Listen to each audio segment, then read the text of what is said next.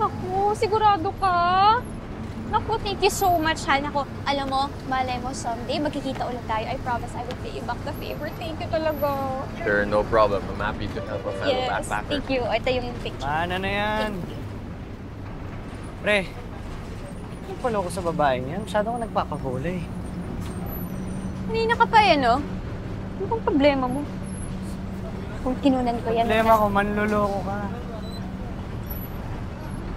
Ako? Manloloko ako?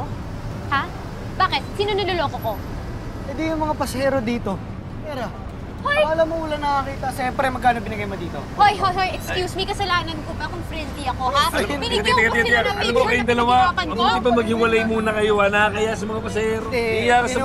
Tinutulungan ko lang ho yung pasahero Alam niyo dito. po, nangingialam kasi to. May Nangingialam buhay na- ng may buhay. Kuya, Alam mo, huwag na dapat kayo dito. mag-away. Huwag ka nga sumabat sa usapan ng mga matatanda. Hoy, Hindi naman ako ang problema. hindi ganyan ang asal ng isang kuya sa bata niyang kapatid, ha? Alin ho, ito? Kapatid ko? Ito nga ang kulit-kulit terminal pay. Sunod na ng sunod sa akin. Ito ka na. Sumusobra ka na!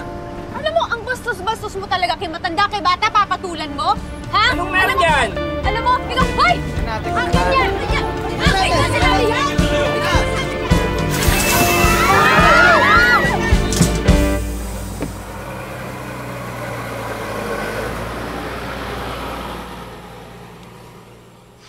Minamalas ka naman talaga, oh! Meron kasing mga taong mahilig mangialam sa buhay ng may buhay. Bah, ikaw pa talaga galit ha. Nanahimik kami doon. Dadamay mo kami sa kakamodus mo sa mga pasahero. Dinamay? Oo, nananahimik naman pala kayo. Di sana tinuloy-tuloy nyo na, di ba? Wala man, kailangan ka warning nga yung mga pasahero eh. Hoy, pahiya nga kayong dalawa sa bata. Pasensya na po, ah. Pero wala po akong balak mabulok sa kalsadang to.